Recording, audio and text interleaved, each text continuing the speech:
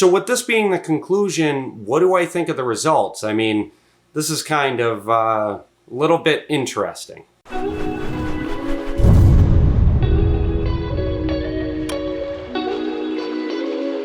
Hey guys, welcome to the channel. My name is Zach, and for the next 3 days, we're gonna stop drinking alcohol and see what happens to my weight. What I really wanna find out from this is whether the body treats these alcohol calories the same as it does regular food calories. Am I gonna gain weight, lose weight, maintain weight?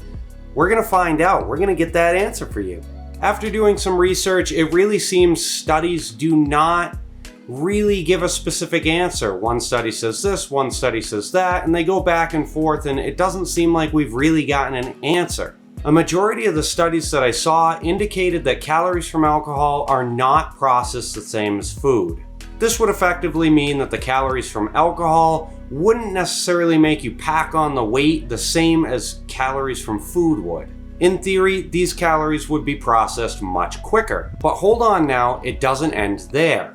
To the best of my understanding, there are two factors if we're talking about weight gain or weight loss here. Factor one is when you consume alcohol, your body is going to put your food aside and try to process the alcohol as quickly as it can. And until that is done, it's going to store this food. When the body stores this food, it's assumed that because it has to store it, it's more than likely going to turn into fat, or it is more likely to turn into fat anyways.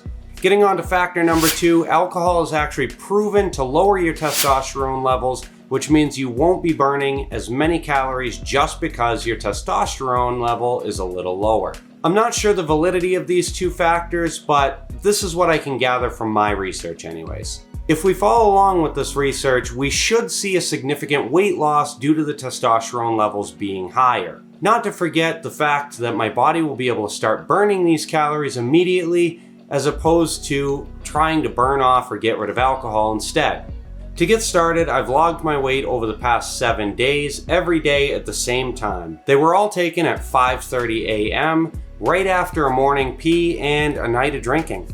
Of course, this being said, the amount of alcohol consumed from day to day was different, but I think we have a wide enough array to get good results from. As you can see, my weight hasn't dropped below 198 pounds, so this is the number to beat as far as weight loss goes. We'll be taking the average from 3 days, both with alcohol and without alcohol, along with comparing the lowest weight from each set of days.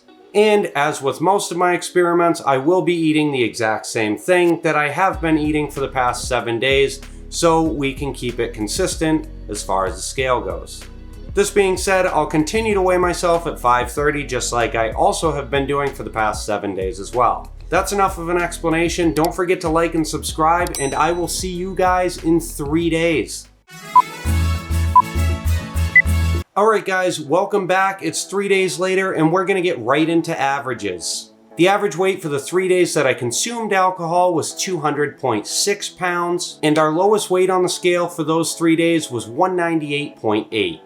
The average weight for the days that I did not consume alcohol was 199.8, and the lowest weight that we saw on the scale was 199.6. With this being said, the clear winner is the days I did not consume alcohol. But wait a minute. If we rolled back the set of 3 days just by 1 day, we would actually get a 199.3 pound average for that 3-day period. This number is in fact better than the days that I did not drink alcohol. Along with this, that would also make our lowest weight for the entire week 198.4. Also, the day that we rolled back to, before you even ask, yes, it was an alcohol day. So with this being the conclusion, what do I think of the results? I mean, this is kind of a little bit interesting. Here's what I have to say about it. If we take into consideration a week or so earlier, we can clearly see that my weight hovered right around the 200 pound area. This would mean that the very high 202.4 that we saw for one of the alcohol consumption days could have actually been water weight or some other inconsistency. If the 202.4 pounds was actually an inconsistency, the actual winner would be the days that I consumed alcohol.